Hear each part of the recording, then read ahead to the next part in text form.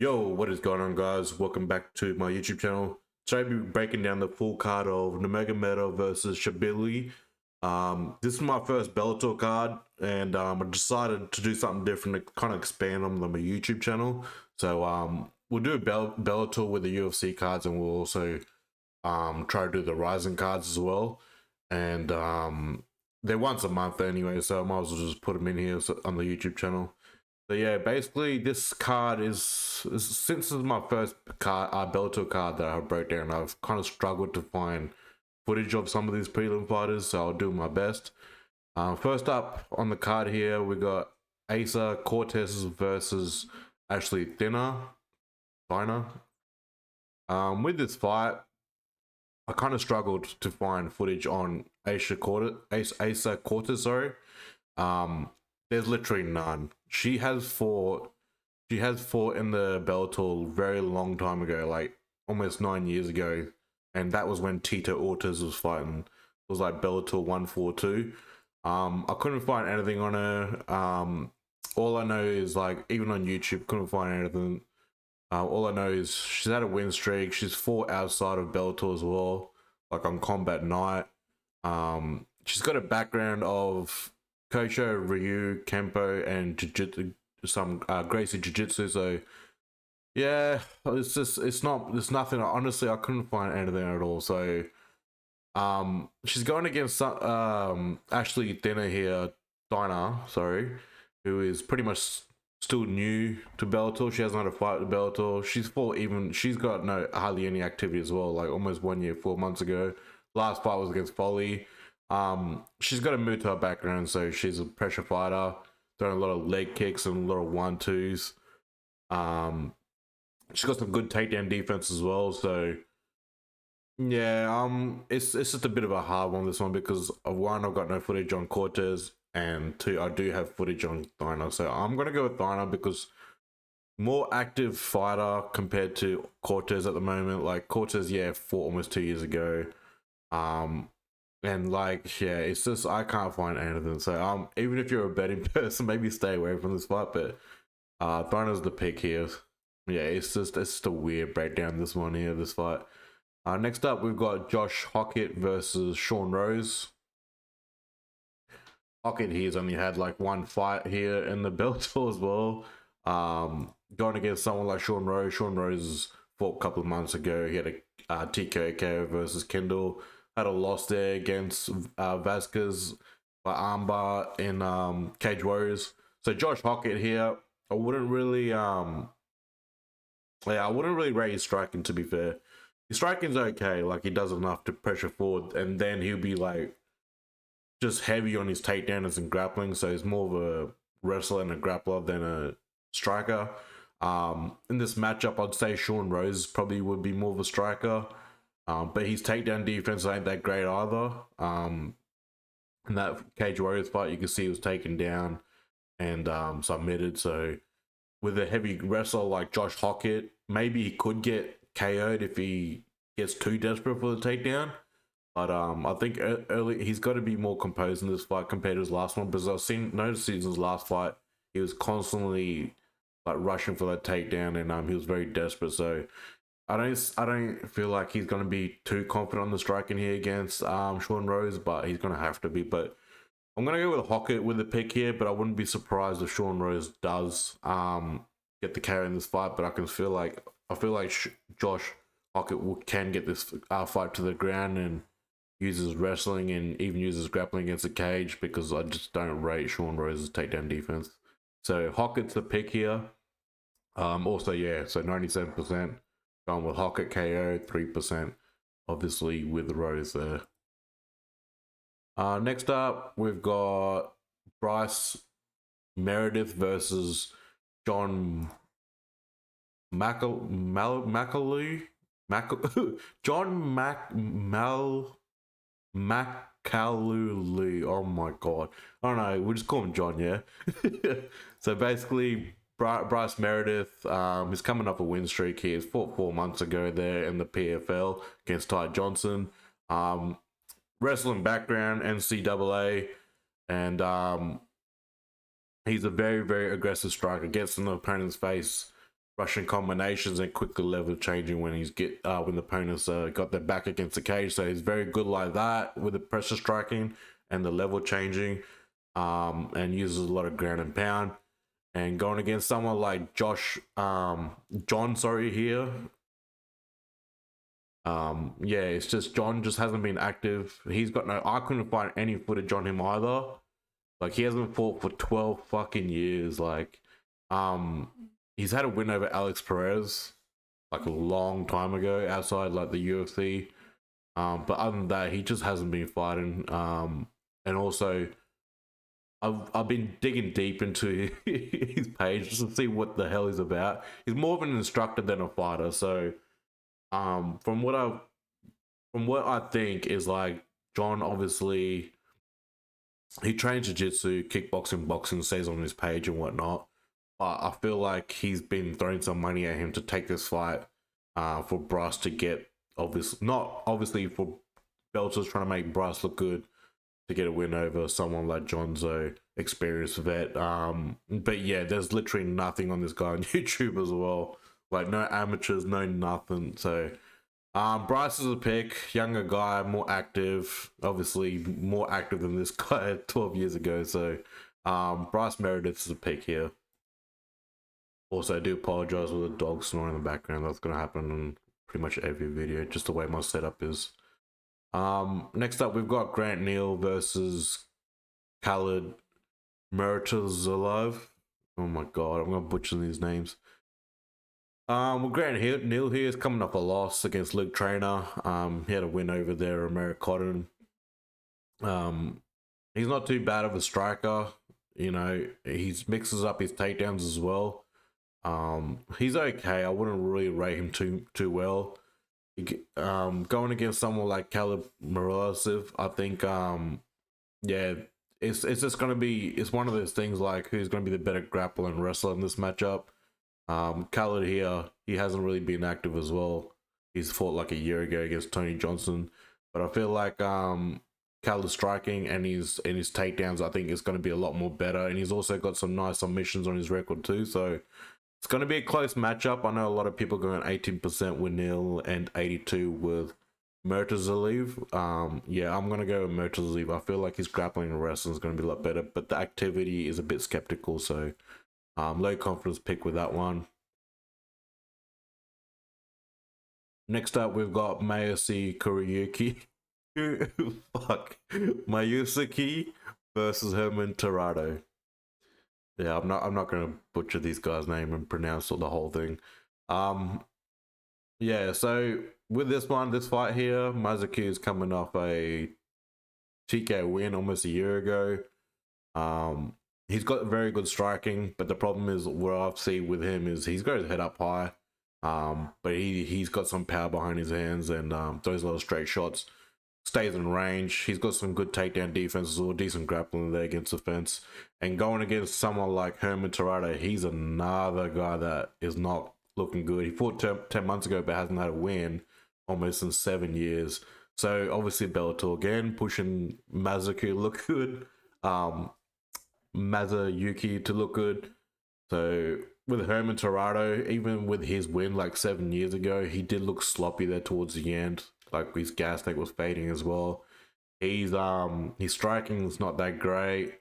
He pushes forward, does get hit a lot. Also, gets taken down a lot, and he's got some decent wrestling himself, but he's just not good. Like he's on a massive losing streak, and yeah, it's just one of those things where the Bellator's obviously pushing Masayuki to look on the prelims here. So yeah, people are going to go 97% decision and 3% with Terrado. I can understand why they're going to go with decision with Kikuiri, because I feel like Herman does have a chin, and it's going to be hard to knock him out from Kikuiri. So Kikuiri is a pick here.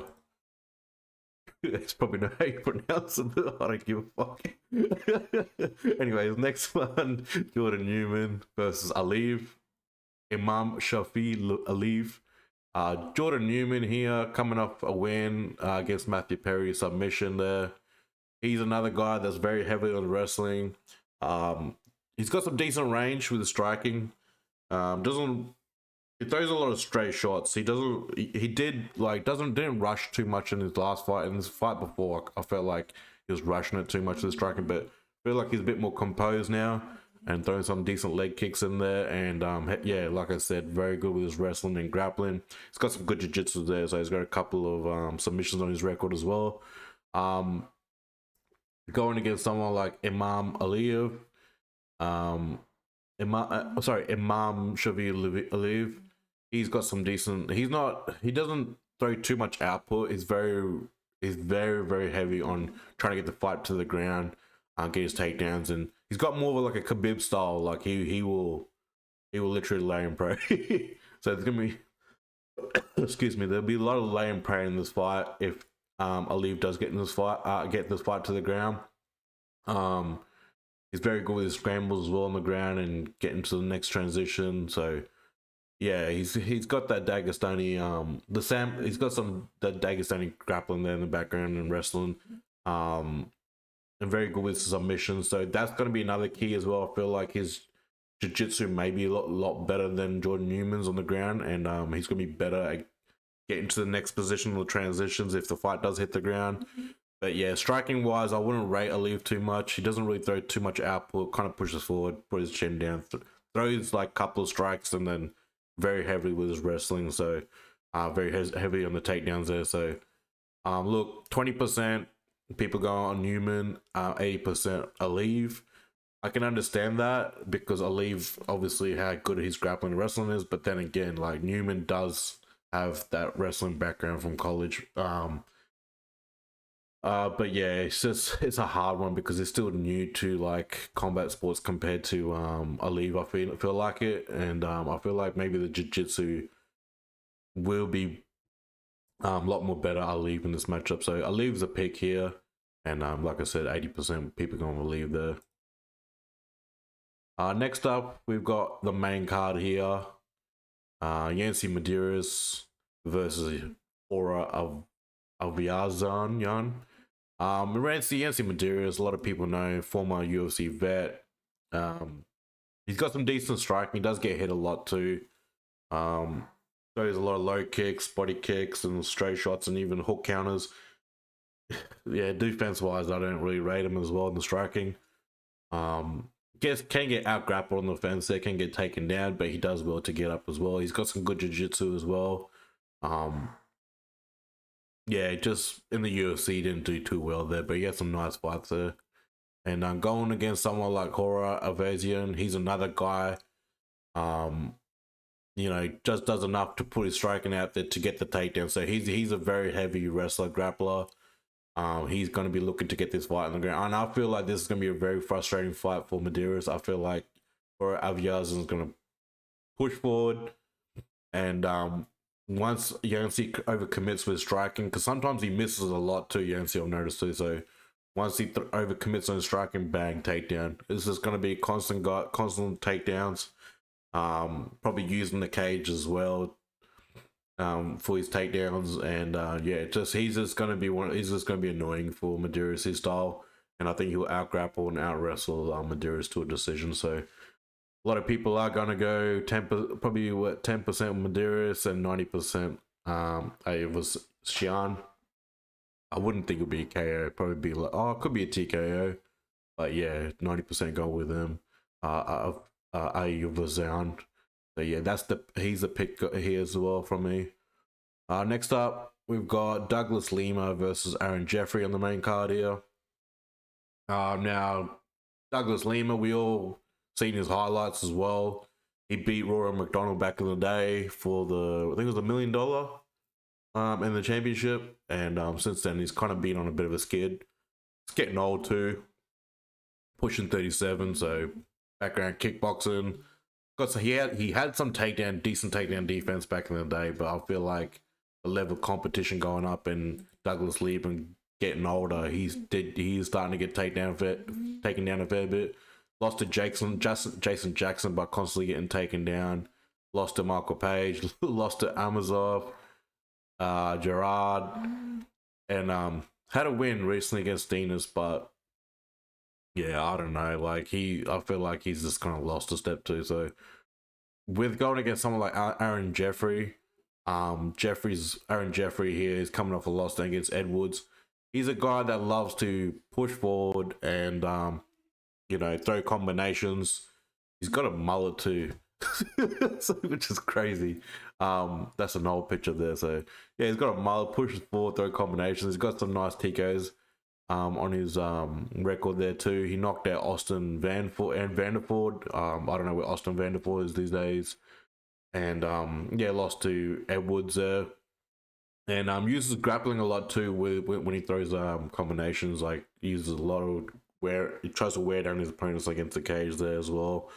But other than that, I definitely rate his striking. But he eats a lot of leg kicks too, Aaron Jeffery, from what I've noticed as well. So that may be key for Lima in this matchup, where Jeffery doesn't do enough to avoid those leg kicks.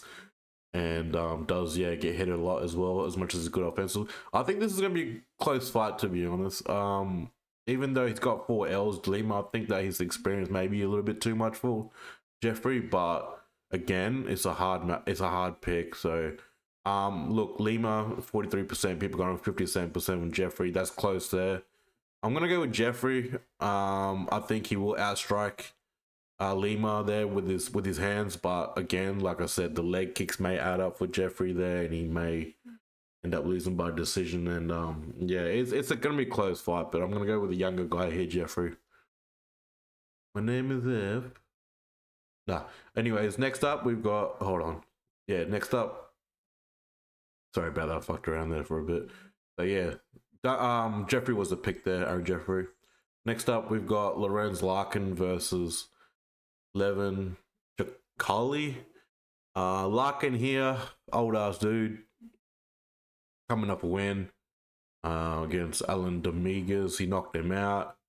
And he's another guy that comes forward, pressure striking, got some KO power in his hands, but his takedown defense is not that great. That's how he lost to Andrei Korshov. Fucking hell. Yeah, that's how he lost the split decision to him. Not very good on the takedown defense, because can get taken down a fair bit. He does well to get up on his feet at times, but yeah, like, doesn't look good with his takedowns and his last couple of fights there. Look, he does have knockout power. He's an old mofo. He's almost 38 years old. He's got hands, yes, I give him that. But he also gets hit a lot too when he comes forward, from what I've seen. Going against Levan Chokheli, I feel like Chokheli, even though he hasn't been fighting 10 months ago, is not too bad. He's a more composed striker. He'll throw low kicks and body kicks and high kicks, so he mix up those in his combinations with his hands. But yeah, he's not going to rush forward, and I feel like Larkin's most of his fights, like when he gets a knockout, a lot of guys do overcommit on the striking, and they get countered. And I don't think Levan Chokheli is going to be getting countered. I might be wrong, but I feel like from seeing the video footage that he's smart enough on his striking defense not to get countered. And he'll just stay at range and try to pick Lorenz's legs apart, even the body. He'll try to target that body as well. And he's got some good takedowns as well to mix up in this matchup too. So, I know a lot of people are picking Larkin there by 79% decision and KO. I understand that because he's better striker in this matchup, but I feel like Chokheli's got underrated wrestling, and I think he's going to use it well by level changing pretty good.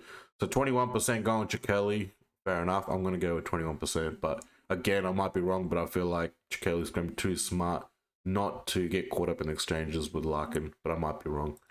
So Chokheli's the pick there. Next up, we've got Raufeon Stots versus Breno. Stots is coming up a win here against Daniel Sabatillo. He had 2 fights with Sabatillo. First one was quite close. A lot of people thought Sabatillo won. It was quite close, and he got knocked out by Patrick Mix. But other than that, he's pretty good. Like Stots, he was also, I'm pretty sure he was almost former champ too. So I've only just started watching Bellator like a year and a bit. I haven't been the hardcore veteran or anything like that. So guy, it keeps his stays on range, throw a lot of wouldn't say a lot of low kicks, but yeah, targets the legs, mixes up his straight shots and looks for counters as well. And very good with his offensive wrestling, very good with his he's got some decent takedown defense, and he's very good on his grappling as well. So he's very good with his scramble on the ground, very good jiu-jitsu, very well-rounded guy, to be honest. Like he's only been taken down by high-level guys. I feel like Sabatelli, and Archuleta as well. So like, I do rate him, to be honest. I think he's very good, very well-rounded as well. So yes, he gets taken down, but I feel like they're all high-level guys. So but he does well to scramble on the ground and gets good jiu-jitsu as well and good defense on the ground there too. So going against someone like Marcus Breno, I feel like Stots is going to be a way more experienced guy, and I feel like it's going to be on another level there against Breno. Breno's lost against Sabatelli by rear naked choke as well. He had a win against Josh Hill. Like he's got some power in his hands. He's a very what do you call it? He's a more pressure striker with their combinations. Also look for takedowns as well. He can get taken down himself a lot as well. So that can come to play with Stots as well. But even if he does get the takedown, I feel like Stots will jump on the ghillie and use that as a defense to get up as well. But yeah, I think overall, I feel like Stots is going to be too much for Breno as well. But he's also getting old too, right? Stots is getting old, so this may be the last one in the tank, or maybe one more after this, and that'll be it for him. So yes, 3% Breno, 97% Stots, because I feel like the experience is there, and he's fought more high level guys compared to Breno in the Bellator there. So yeah. Next up, Stots was picked there. Sorry. Next up, main event: Usman Nurmagomedov versus Alexander Shabliy. This is also an interesting fight. Usman Nurmagomedov coming up a no contest. I'm not going to guess Brett Primus, even though he won it. I'm not going to get into that. It's a very, very touchy subject with the with the drug ban and all that crap. I'm not going to get into it, anyways. He's had a win over Brent Primus, even though there's no contest. Win against Benson Henderson. He's on a win streak, undefeated.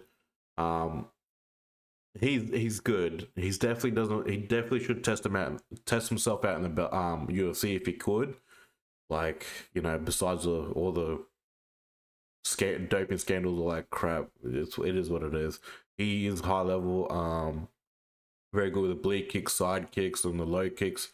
Sort of like a Usman Nurmagomedov, but I wouldn't compare him to be that good as Uma from what I've seen. But yeah, he's very rounded, throws a lot of output, throws a lot of 1-2s, and stays out of range when he can. Very good at striking defense and good takedowns and good submissions on the ground. So very well rounded. And going against someone like Alexander Shabliy, I feel like Shabliy, he is very accurate with his striking, but the output is very low. And the footwork of Usman Nurmagomedov may be too much for Shabliy, constantly moving around.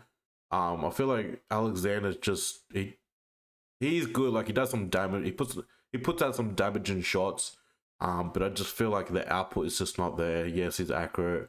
He does have some decent takedowns himself, but he hasn't really used it in the last couple of fights as well. So he's well rounded himself. Yes, he beat Pitbull. Pitbull's coming off the arse end of his career as well. He's beat Brent Primus there, KO, but yeah, that was a while ago. So yeah, it's an interesting one. It may be closer than what a lot of people think. I know people going 85% Nurmagomedov and 15% Shabliy, so I can understand that. Shabliy could probably pull off an upset, but we could knock out Usman, because Usman does tend to have his head up high when he's getting out of range and maybe can get caught, who knows.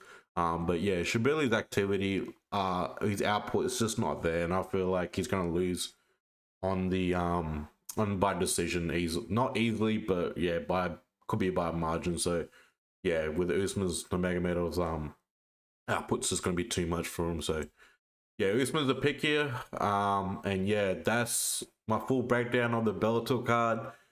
Yeah, it's you got. I'm gonna get one of these type of cards where I just can't find any fucking footage on some of these fighters. This is ridiculous. Like, surely there's got to be some sort of fighters out there that are still active and maybe even on a losing streak. That could fill in with some of the upcoming prospects on the prelims, but yeah, bringing out fighters from like 12 years ago and shit, that's just fucking insane, man. That's next level. So yeah, anyways, guys, hit the like, subscribe. Like I said, I'll be doing Bellator cards now as well, and I'll be trying out the Rising cards as well.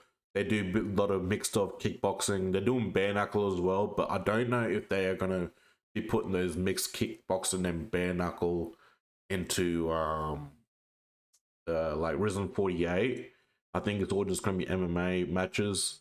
When they do have that Super Risen match, like they had Super Risen last month, they kind of mixed up their card with kickboxing and boxing with like Pacquiao. Then they had like kickboxing matches and stuff like that, and bare knuckle with John Dodson on it. So those type of cards, yeah, it will be a bit hard for me to break down, but I'll do the best I can with those. But yeah, anyways, guys, like I said, we'll be back with another video. Hit the like, subscribe, and appreciate you guys coming to the channel and checking it out, whatnot, and leave the comments below who you guys think is gonna win these fights and how they play out.